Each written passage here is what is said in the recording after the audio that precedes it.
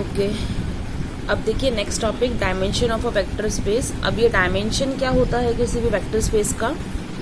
तो the number of elements in any basis of finitely dimensional या finite dimensional vector space V over F is called the dimension of the vector space and is denoted as dimension of V।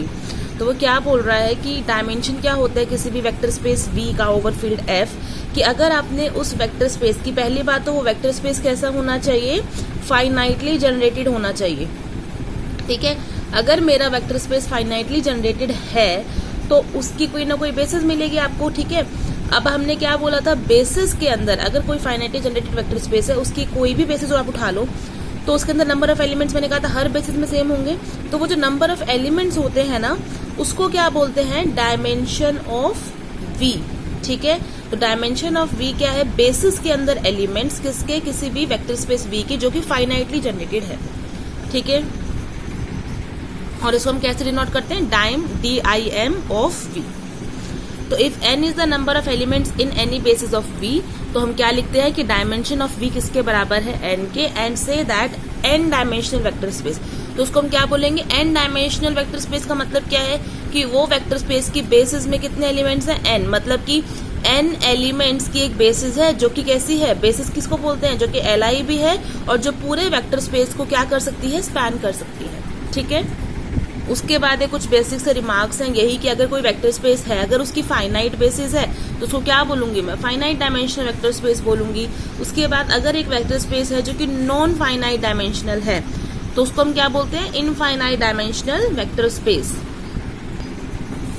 तो basic मतलब ये है कि उसकी basis में क्या होंगे, इनफाइनाइट एलिमेंट्स हैं, तो वो वेक्टर स्पेस हम क्या बोलेंगे, इनफाइनाइट डायमेंशनल बोलेंगे। अगर उसकी बेसिस में फाइनाइट एलिमेंट्स है तो हम बोलेंगे फाइनाइट डायमेंशनल। उसके बाद नेक्स्ट बोल रहा है, since a basis for vector space V can be chosen from the given generating set for V, the dimension of V is always less than और equal to the number of elements in any generating set. तो ये क्या बोल रहा है third में, कि अगर आपने कोई भी जनरेटिंग सेट मिल गया है आपको कि S एक सेट है सच दैट वो S क्या कर सकता है, पूरे के पूरे V को स्पैन कर सकता है, तो वो बोल रहा है कि उसके अंदर जितने भी एलिमेंट्स हैं, मान लो उसके अंदर एलिमेंट्स हैं M कुछ, तो वो बोल रहा है कि V का डायमेंशन या तो M ही होगा, मतलब या तो वो खुद ही क्या बन जाएगा, क्योंकि स्पैन तो वो कर ही रहा है S, है ना, या तो वो खुद ही अगर Li सेट हो गया तो वो बेसिस बन जाएगा, बेसिस बन जाएगा तो V का डायमेंशन क्या हो जाएगा, M। लेकिन अगर वो सिर्फ स्पैन कर रहा है, ठीक है, और वो Li नहीं है, तो अगर वो Li नहीं है मतलब LD है, तो उसके अंदर फिर से वही बात होगी, कोई ना कोई एक प्रीवियस की लीनियर कॉम्बिनेशन में होगा, फिर आप उसको रिमूव करते रहो ऐसे एलिमेंट्स को जो बाकियों के लीनियर कॉम्बिनेशन में लिखे जा रहे हैं, तो आपको फाइनली क्या मिलेगा, छोटा सेट मिल जाएगा, इसका सबसेट मिल जाएगा जो क्या बन जाएगा, जो स्पैन भी करेगा और जो Li भी होगा। ऐसा क्वेश्चन, ऐसा थ्योरम हमने करा है पीछे, तो वो फिर क्या बन जाएगा, V की बेसिस, तो मतलब फिर डायमेंशन क्या हो जाएगा V का, इससे तो कम ही हो जाएगा ना। तो वही बोल रहे हैं कि अगर आपको कोई भी जनरेटिंग सेट मिल गया है V के लिए, ठीक है, तो डायमेंशन जो होगा V का वो क्या होगा, इज ऑलवेज लेस देन और equal to the number of elements in any generating set. तो उस जनरेटिंग सेट में जितने भी एलिमेंट्स होंगे या तो उतना ही डायमेंशन होगा V का या उससे कम होगा। ठीक है, नेक्स्ट बोल रहा है फोर्थ में, if dimension of V is equal to n, अगर डायमेंशन V का n हो गया then any Li set can have at most n elements. अब देखो एक बात याद रखना, अगर डायमेंशन V का n है ना तो मतलब पूरे के पूरे वेक्टर स्पेस में एक साथ मैक्सिमम कितने वेक्टर्स Li हो सकते हैं, n से ज्यादा वाले वेक्टर्स का कोई भी अगर आप सेट ले लोगे, n+1 n+2 n+3, इससे ज्यादा वेक्टर्स कभी भी इकट्ठे लेके चलोगे ना, वो हमेशा सेट कैसा बनेगा, LD। ठीक है, तो dimension of V equal to n होने का मतलब ये है कि जो मैक्सिमम लीनियरली इंडिपेंडेंट एलिमेंट्स हो सकते हैं that can be only n in this given vector space V। तो इफ डायमेंशन, ये बहुत इंपॉर्टेंट है, ये काफी बार रिजल्ट यूज होगा, तो if dimension of V is equal to n then any Li set can have at most ज्यादा से ज्यादा n एलिमेंट्स। उसके बाद नेक्स्ट पॉइंट क्या है, the dimension of the zero space is 0 since this space is generated by the empty set. है ना, ये भी हम कर चुके हैं कि जो जीरो स्पेस होता है वो किससे जनरेट होता है, एम्प्टी सेट से, और एम्प्टी सेट का फिर क्या ही डायमेंशन है, कुछ गिनती में एलिमेंट्स गए हैं उसके, नहीं गए ना, तो इसका मतलब उसका डायमेंशन क्या है, 0। फिर नेक्स्ट ये भी हमने करा था कि जो डायमेंशन है हमारे R का, R² का, R की पावर n का, इनके डायमेंशन क्या होता है, इसका क्या होता है 1, इसका क्या होता है 2 एंड सो ऑन, इसका क्या होता है n। ठीक है, उसके बाद नेक्स्ट अब हम कर रहे हैं एक्सटेंशन थ्योरम। एक्सटेंशन थ्योरम क्या कहती है कि every ally set of finitely generated vector space V can be extended to form a basis of V। मतलब अगर आपको कोई भी एक एलाई सेट मिल गया है किसी भी वेक्टर स्पेस V का, तो आप उसकी हेल्प से क्या बना सकते हो, इस V की एक बेसिस बना सकते हो। Every L I subset of a finitely generated vector space V can be extended to form a basis of V। ऐसी एक और स्टेटमेंट भी दे रखी है इसकी, इसका भी यही मतलब है कि अगर कोई मेरा V finitely generated vector space है और मुझे एक V1 V2 VR करके एक सेट मिला है जो कि लीनियरली इंडिपेंडेंट है, देन इस सेट को आप एक्सटेंड कर सकते हो क्या बनाने के लिए, V की बेसिस बना सकते हो इसकी हेल्प से। तो देखो इसका प्रूफ क्या है। अब प्रूफ क्या है, देखो if V1 V2 VR spans V, हमें V1 अब यहाँ से इस वाली स्टेटमेंट से कर रहे हैं कि मैंने एक सेट उठाया है S जिसमें एलिमेंट्स क्या हैं V1 V2 VR, ठीक है। ये सेट कैसा दिया हुआ है, मैं LI दिया हुआ, मुझे इसकी हेल्प से इसको एक्सटेंड करके बढ़ा करके मुझे एक बेसिस बनानी है V की। तो अगर तो ये V1 V2 VR क्योंकि LI तो है ही, अगर यही सेट साथ में स्पैन भी कर गया V को, मतलब इसके लीनियर कॉम्बिनेशन से हर एलिमेंट में V का लिख पाऊं, तो यही बेसिस बन गई, तो काम ही खत्म हो गया। तो if V1 V2 VR spans V then it itself forms a basis of V and the theorem is done, ठीक है। लेकिन अगर ये मान लो V1 V2 VR LI तो दे ही रखा है, स्पैन नहीं करता है, तो सेकंड केस पे आते हैं। तो मैं क्या कर रही हूँ, अभी LI सेट तो है, अब मैं इसमें ना V के और एलिमेंट्स डाल रही हूँ, VR+1 VR+2 VR+3 and so on. जहां तक कब तक करूंगी मैं ये काम, जब तक मुझे इस सेट की हेल्प से, ये LI तो खुद है ही, और इसमें इतने एलिमेंट्स डालूंगी कि जब तक मुझे क्या ना मिल जाए, इस सेट की हेल्प से मैक्सिमल लीनियरली इंडिपेंडेंट सेट ना मिल जाए, ठीक है। मतलब कि अब मान लो एक VN लिमिट तक मैं आ गई, V1 V2 VR तो ऑलरेडी थे, अब मैं इसमें और एलिमेंट्स डाल रही हूँ। एक बार VR+1 डाला तब भी LI रहा, VR+2 डाला तब भी LI रहा, फिर एक और एलिमेंट डाला तब भी LI रहा, and so on VN element तक डाला कि अब यहाँ तक ही LI है। अब कुछ भी ले आओ एलिमेंट, कितने भी एलिमेंट ले आओ, एक और डाला तो वो सेट क्या बन जाएगा, LD। मतलब मैक्सिमल लीनियरली इंडिपेंडेंट मेरा सेट मैंने बना लिया इसकी हेल्प से, जिसमें क्या एलिमेंट्स आए, V1 V2 VR तो थे ही, और मुझे कितने एलिमेंट्स लगे, VR+1 VR+2 up to VN। तो ये जो सेट बना है S, इसको क्या बोल रहा है, be a maximal linearly independent subset of V।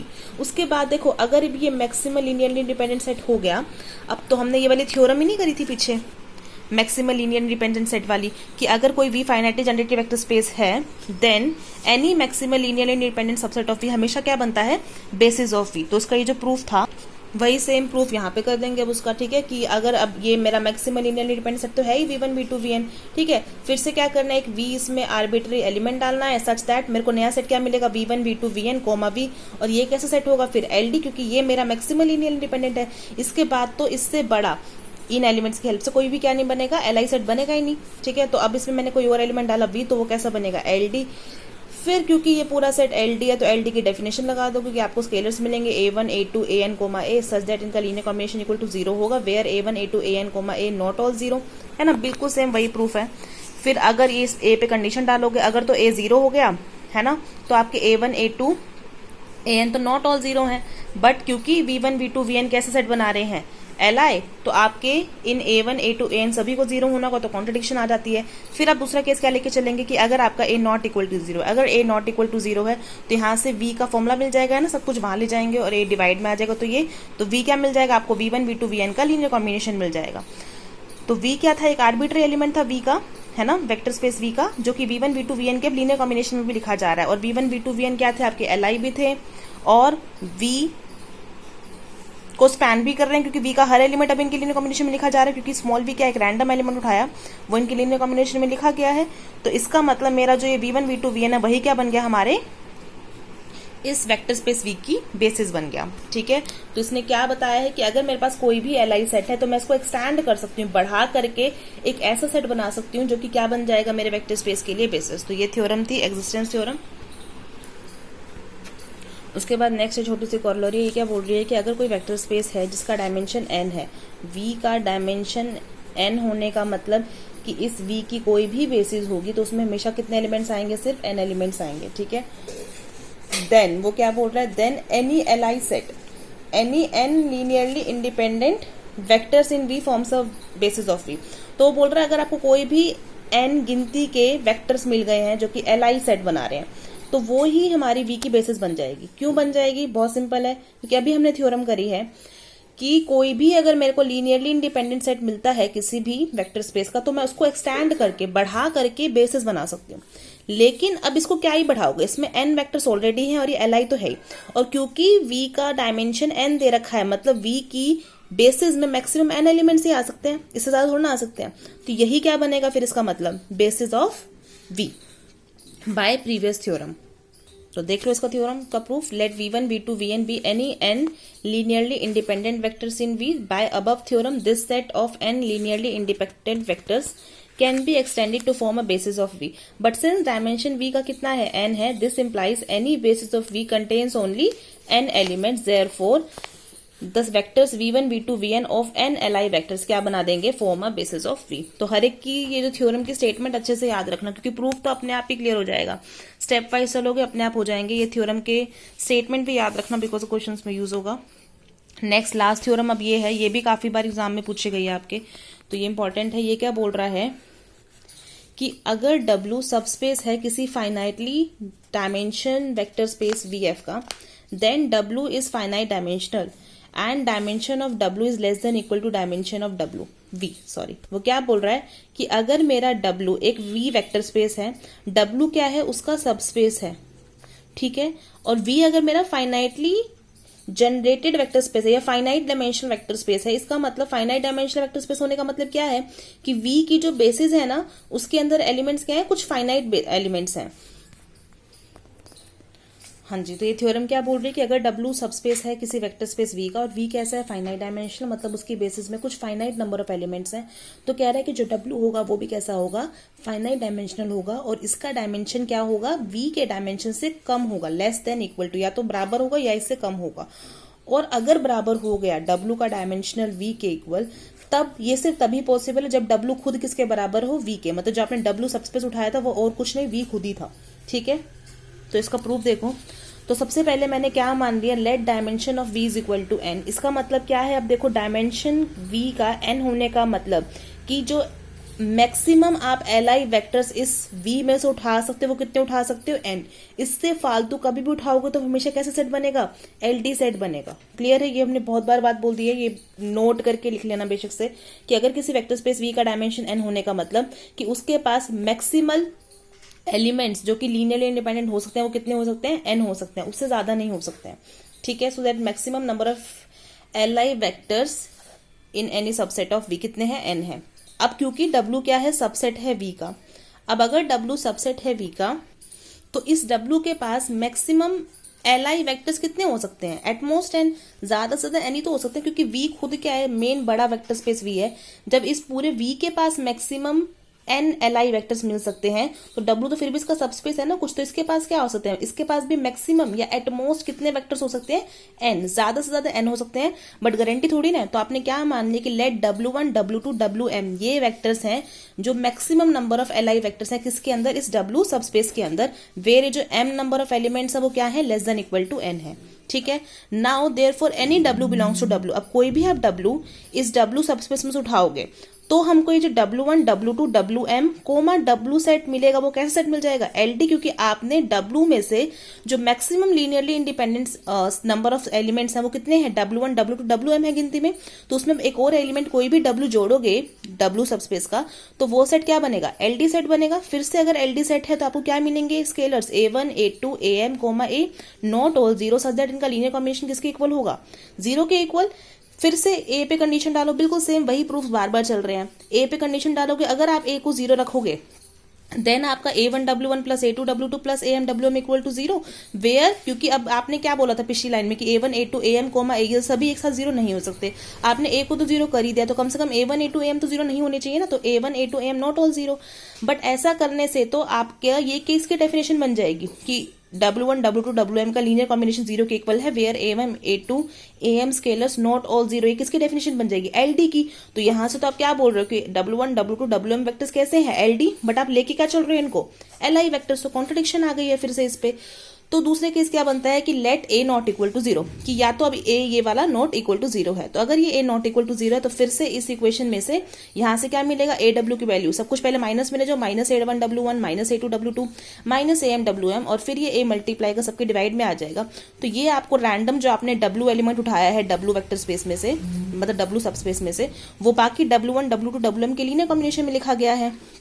Thus, W is a linear combination of vector W1, W2, WM, and so W1, W2, WM क्या बन गया है मेरा, spans W, है ना, क्योंकि एक रैंडम एलिमेंट W मैंने W का उठाया तो वो बाकी W1, W2, WM के वेक्टर्स के लीनियर कॉम्बिनेशन में भी लिखा गया है। मतलब ये जो W1, W2, WM है वो क्या कर रहे हैं, पूरे के पूरे W को क्या कर रहे हैं, स्पैन कर रहे हैं। अब स्पैन भी कर रहे हैं ये W1, W2, WM और लीनियरली इंडिपेंडेंट भी है, तो ये क्या बन गए हैं, पूरे के पूरे W सबस्पेस की बेसिस बन गए हैं। और अगर ये बेसिस है W की तो डायमेंशन ऑफ W कितना हुआ, जितने बेसिस में एलिमेंट होते हैं वही डायमेंशन होता है, तो डायमेंशन ऑफ W भी कितना हो गया है, M हो गया है। और M तो शुरू में आपने क्या लेके चला था, less than equal to N, इसका मतलब M क्या है, dimension of W is less than equal to N, किसका डायमेंशन था, V का। तो आपने क्या प्रूफ कर दिया कि dimension of W is less than equal to dimension of V। मतलब कोई भी अगर आप W सबस्पेस लेते हैं किसी भी वेक्टर स्पेस V का, तो उसका डायमेंशन हमेशा वेक्टर स्पेस से क्या होता है, कम ही होता है या उसके बराबर होता है, उससे ज्यादा नहीं हो सकता।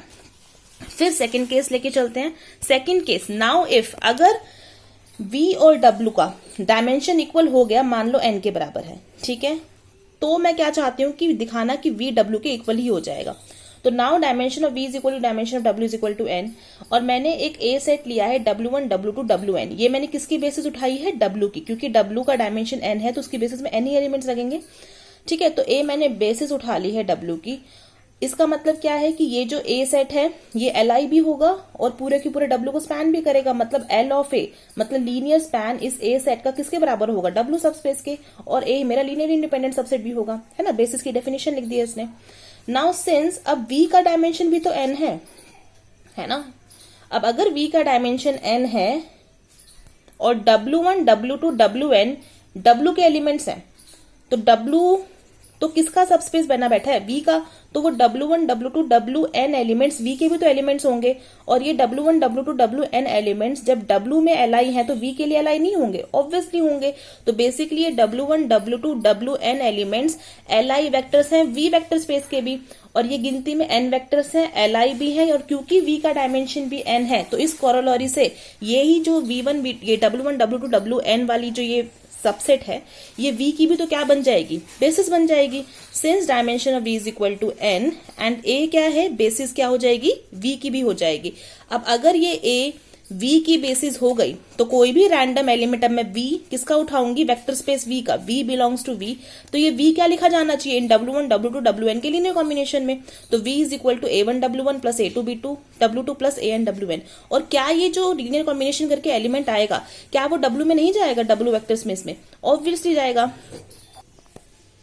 क्योंकि ये W1, W2, WN किसकी बेसिस थी शुरुआत में, तो W की तो थी ना। तो ये W1, W2, WN क्योंकि एलिमेंट्स W के, वैसे भी तो लीनियर कॉम्बिनेशन W सबस्पेस में जाएगा ही जाएगा, है ना, क्योंकि A1, A2 स्केलर्स हैं, ठीक है। तो ये V मैंने कहां से उठाया, V से उठाया, और फाइनली वो किस में पहुंच गया, V W में। तो आपने क्या दिखा दिया, V is contained in W, है ना। एक एलिमेंट V से उठाया, वो फाइनली W में पहुंच गया, तो V is contained in W।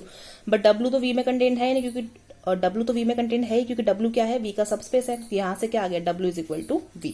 तो अगर dimension of V is equal to dimension of W होता है, ये तभी पॉसिबल जब V खुद किसके हो, W के। और कन्वर्स देखो, कन्वर्स आपको इस छोटे से पार्ट का, अभी हमने क्या करा है, ये जो छोटा सा पार्ट है मैंने क्या करा कि डायमेंशन अगर W और डायमेंशन ऑफ V बराबर हो तो मैंने क्या शो कर दिया कि W V के इक्वल है। अब इसी का रिवर्स करो कि अगर W V के बराबर हो तो क्या dimension of W equal to dimension of V होता है। तो if W is equal to V then अगर देखो W और V दोनों बराबर हैं तो मतलब ये भी इसका सबस्पेस है, ये भी इसका सबस्पेस है ना, then W is subspace of V। और W अगर सबस्पेस V होगा तो ये जो ऊपर वाला थ्योरम वाला पार्ट किया है उससे डायमेंशन ऑफ W क्या होना चाहिए, less than equal to dimension of V। Similarly V भी तो किसका सबस्पेस होगा, W का, क्योंकि दोनों बराबर हैं तो V is also subspace of W।